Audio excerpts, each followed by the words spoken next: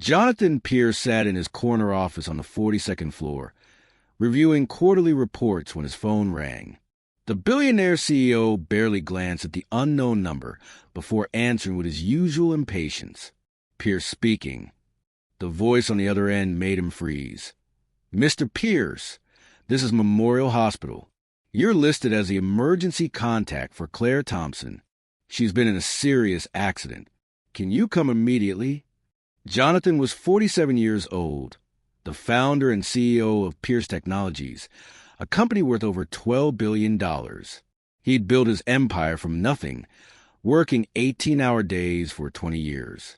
His office walls were covered with awards and magazine covers featuring his face. Forbes called him a visionary. Business Insider called him ruthless. His employees called him demanding. He had no time for distractions, no patience for incompetence, and definitely no memory of anyone named Claire Thompson. "I think you have the wrong number," Jonathan said, already moving to hang up. "I don't know anyone by that name." "Sir, please wait." The nurse's voice was urgent. "You're the only contact in her phone. She has no family listed, no one else to call. She's unconscious and needs surgery. We need someone here to make medical decisions if she can't." Jonathan felt irritation rising. This was clearly a mistake, some administrative error. He was about to say so when something stopped him. The name echoed in his mind. Claire Thompson. Why did it sound familiar? What does she look like? Jonathan asked, surprising himself. She's in her mid-30s, brown hair, about 5'5". She works as a janitor. That's all the information we have. A janitor. Jonathan's mind raced backward through years of employees, meetings, and faces he'd barely noticed. And then, like a photograph developing slowly, a memory surfaced. 5 years ago, late night at the office. Jonathan working alone, or so he thought. A cleaning woman had knocked on his door around midnight. He'd been annoyed at the interruption until he saw her face, tears streaming down her cheeks, phone clutched in her trembling hand.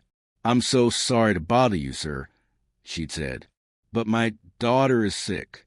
The hospital called. They say it's serious. I need to leave, but my supervisor isn't answering. I don't want to lose my job. Can you tell him it's okay that I left early?"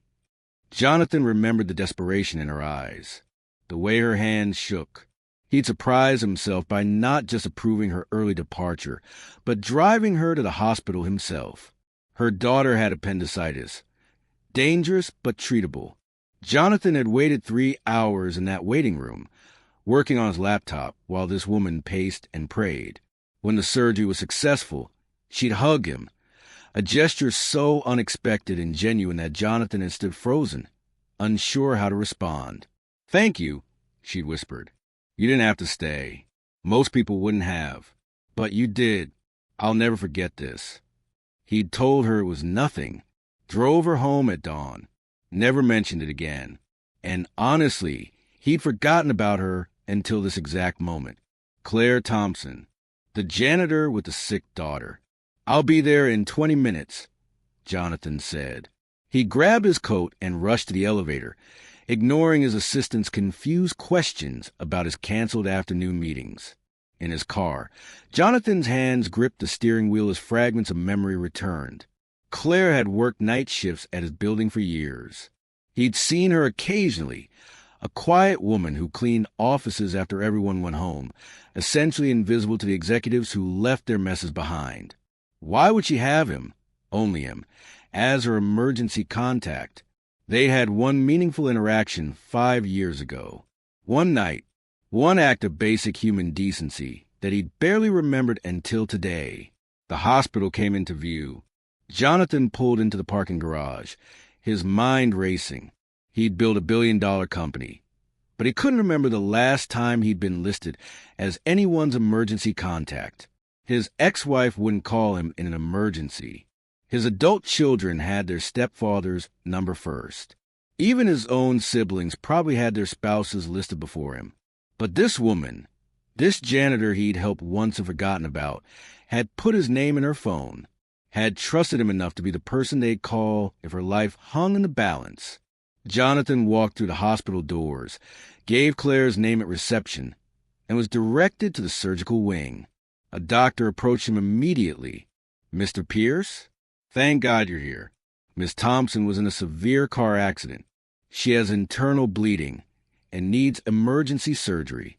We need your consent to proceed since she's unconscious. Are you family?" "No," Jonathan admitted. "Just a friend." "She must trust you very much," the doctor said. "You're the only person in her entire phone marked as, in case of emergency. Sign here, please. We need to operate now." Jonathan signed the forms, his hand surprisingly steady despite the chaos in his mind. Why him? Why only him? The surgery took 4 hours. Jonathan sat in the sterile waiting room, surrounded by worried families clutching each other. He sat alone, checking his phone occasionally, but mostly just sitting, waiting, thinking. His assistant had called 3 times. Jonathan ignored each call. A board meeting was happening without him right now. A deal worth millions needed his signature. None of it seemed to matter as much as it usually did. Jonathan walked to the hospital cafeteria, got coffee he didn't drink, and returned to the waiting room. He thought about Claire, about why she'd listed him as her emergency contact. It didn't make sense, unless she had no one else. The realization hit him like cold water. Claire had no one else. No family. No close friends. No partner. Just a daughter, who would be, 12 or 13 now. And a billionaire boss who'd shown her one night of kindness 5 years ago. How lonely did someone's life have to be for that to happen? Jonathan pulled out his phone and did something he rarely did. He looked up an employee's file. Claire Thompson, age 36, employed with Pierce Technologies building services contractor for 8 years. Performance reviews, excellent. Absences, almost none. Emergency contact, Jonathan Pierce, CEO. He scrolled through his emails, searching for her name. Found one from 3 years ago. Claire had emailed him directly, something employees at her level never did. The subject line read, "Thank you." Jonathan opened it. The message was short. "Mr. Pierce, I know you probably don't remember me, but 3 years ago you helped me when my daughter was sick. I wanted you to know that Emma is healthy now. She's excelling in school. She wants to be a doctor someday. None of this would be possible if you hadn't helped us that night. I pray for you every day. Thank you for being kind when you didn't have to be. Claire Thompson." Jonathan's throat tightened. He didn't remember receiving this email. It had probably been filtered by his assistant or buried under thousands of others. But Claire had sent it, had thought enough of that one night to reach out, to express gratitude, to let him know her daughter was thriving. And he'd never responded, never acknowledged it, never even noticed. The doctor emerged from the surgical wing at 9 p.m., still in scrubs, looking exhausted. Jonathan stood immediately. "The surgery went well," the doctor said. "She's stable. The internal bleeding was extensive, but we repaired everything. She'll need weeks of recovery, but she should make a full recovery." Jonathan felt his shoulders drop with relief. "Can I see her?" "She's in recovery. Still unconscious. It'll be several hours before she wakes up. You can sit with her if you'd like." Jonathan followed the doctor to a private room. Claire lay in a hospital bed, connected to machines that beeped steadily. Her face was pale, bruised from the accident. Her brown hair was tangled against the white pillow. She looked small and vulnerable in the hospital gown. Jonathan sat in the chair beside her bed. For the first time in years, maybe decades, he had nowhere else to be, nothing more important to do. He just sat, watching this woman breathe, this woman who'd trusted him above everyone else in her life. Hours passed. Jonathan dozed occasionally, but mostly stayed awake, watching monitors and listening to the rhythm of machines. Nurses came and went, checking vitals, adjusting IVs. They asked if he needed anything. He always said no. At 3 a.m., Jonathan's phone buzzed. A text from his assistant. Board meeting postponed. Everything okay? Jonathan replied, Yes. Take care of things. I'll be unavailable for a few days. His assistant's response was immediate. Days? But the Singapore deal. Handle it. Jonathan wrote back, I'm where I need to be. He turned off his phone. Let the business world spin without him for once. Right now, a woman who had no one else was lying in a hospital bed. And for reasons Jonathan was only beginning to understand, he needed to be here when she woke up, because 5 years ago, Claire had been terrified and alone, and he'd chosen to help. Now she was terrified and alone again, unconscious and unable to ask for help. But she trusted him to be here anyway. And this time, Jonathan wouldn't forget. Claire's eyes opened slowly around 8 a.m. She blinked against the harsh hospital lights, confused and disoriented. Her gaze moved around the room, taking in the machines, the floor of her arm, the sterile white walls. Then her eyes landed on Jonathan, sitting in the chair beside her bed, and she froze. Mr. Pierce? Her voice was barely a whisper, rough from a breathing tube that had been removed hours earlier. Hey! Jonathan said softly, leaning forward. Don't try to talk too much. You were in an accident. You're okay now. You had surgery, but you're going to be fine. Claire's eyes filled with tears. Why are you here? The hospital called me. I'm your emergency contact, apparently. Oh, God. Claire closed her eyes, embarrassment washing over her face. I'm so sorry. I shouldn't have. I meant to change that. I didn't think anyone would actually need to call. Claire, it's okay. I'm glad I was here. She looked at him, tears spilling over. You remember me? I remember you, Jonathan said. It took me a minute when the hospital called. But yes, I remember the night with your daughter. Emma, right? Fresh tears fell. You remember her name. Of course. Jonathan pulled his chair closer. Claire, why am I your only emergency contact? Where is Emma? Does she know you're here? Claire's face crumpled. She's at college. Stanford. Pre-med. She got a full scholarship. She's doing so well, Mr. Pierce. She's going to be a doctor just like she always dreamed. I didn't want to call her. Didn't want to scare her or distract her from her studies. She has exams this week. She's your daughter. She want to know you were hurt. I know, but she's worked so hard. We both worked so hard to get her there. I couldn't bear to... Claire's voice broke. I have no one else, Mr. Pierce. Emma's father left when she was 2. My parents died years ago. I have no siblings. No close friends. I work nights, sleep during the day. My life is just work and making sure Emma has what she needs. That's it. Jonathan felt his chest constrict. And you put me as your emergency contact because 5 years ago, you were the only person who treated me like I mattered. Claire said simply, everyone else at the company looks through me. I'm just a janitor. Invisible. But you saw that I was in trouble and you helped. You stayed at the hospital all night with a woman you didn't even know.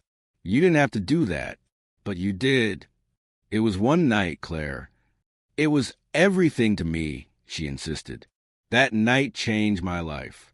Not just because Emma got the care she needed, but because you showed me that kindness still exists, that people in power can choose to see the people below them. You gave me hope, Mr. Pierce. Jonathan looked down at his hands, overwhelmed.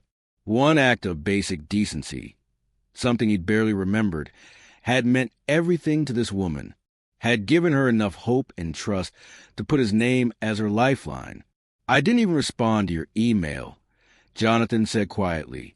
3 years ago, you thanked me and told me about Emma. I never wrote back. I didn't expect you to. You're busy, important. I just needed you to know what your kindness meant. I should have responded. I should have. Jonathan stopped, realizing how many should haves filled his life lately. He'd become so focused on building his empire that he'd stopped seeing the people around him, the janitors, the assistants, the security guards, all invisible to him now. But they weren't invisible. They were people with lives and struggles and daughters who needed emergency appendectomies. They were people worthy of being seen. "We're calling Emma," Jonathan said firmly. "Right now, she deserves to know her mother's okay." Claire nodded, too exhausted to argue. Jonathan found Claire's phone in a plastic bag with her belongings.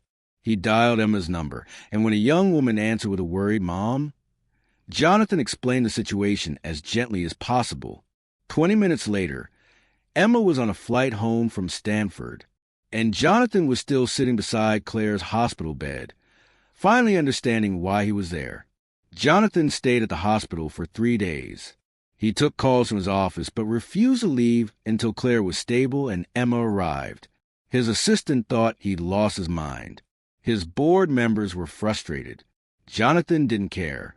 When Emma walked into her mother's hospital room, Jonathan saw a brilliant young woman who looked exactly like Claire. Same brown hair, same kind eyes, same determination in her jaw. She rushed to her mother's bedside, crying and holding her hand.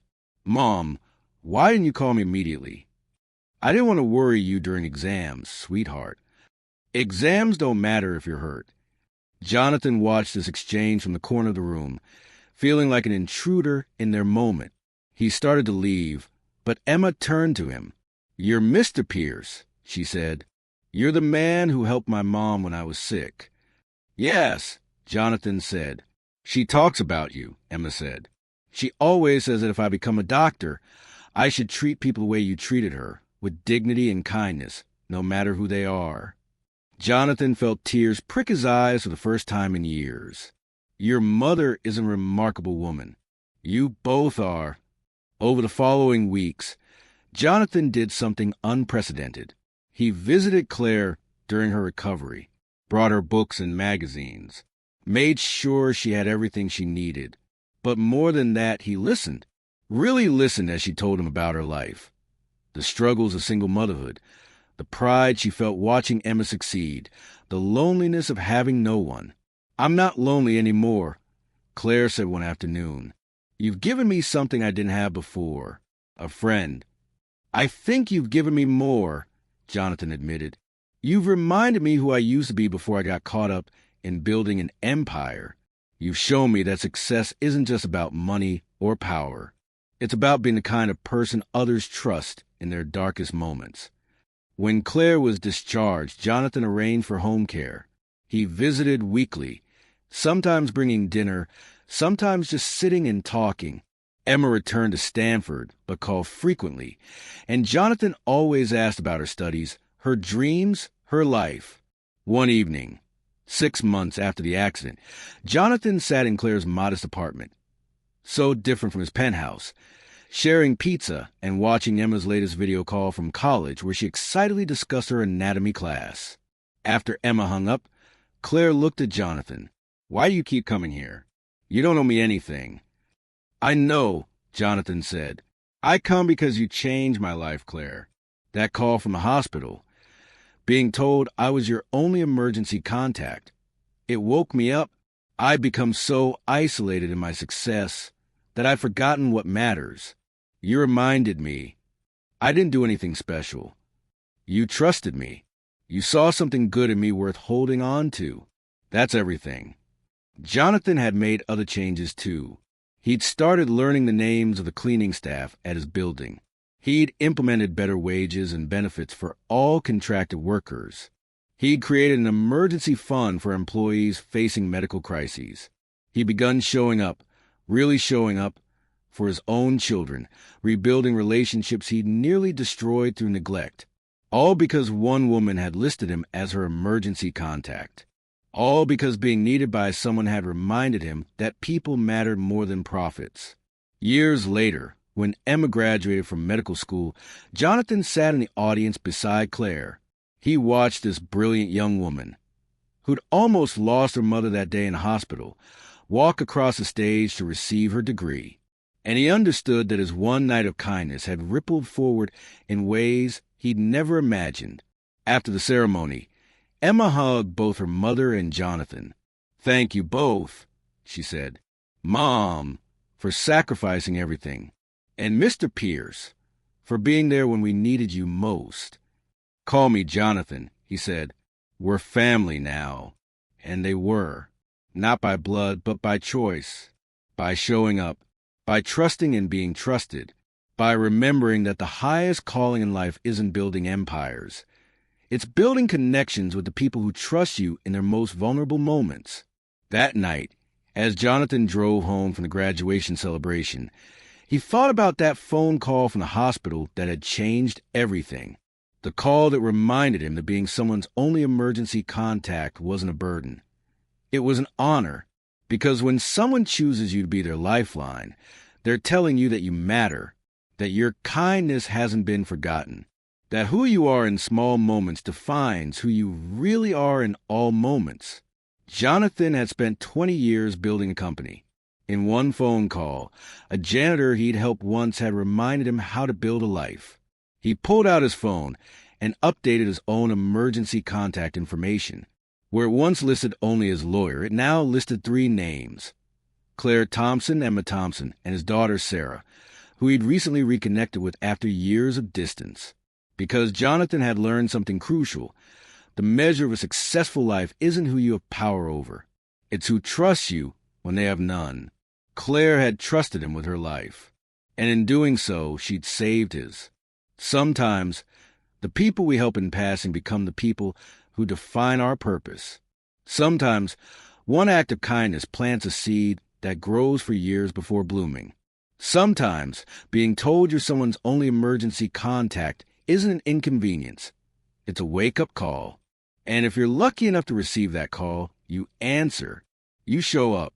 You remember that beneath the titles and wealth and power, we're all just humans trying to survive, hoping someone will see us, praying someone will care enough to stay when we can't ask them to. Jonathan Pierce had answered that call, and in doing so, he discovered the one thing his billions couldn't buy, the profound blessing of being needed by someone who is nothing else.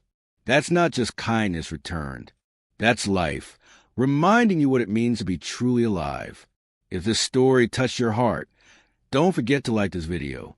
It helps us share more beautiful stories like this one. Oh, also, don't forget to subscribe for more emotional stories about love, kindness, and fate. Thank you for watching.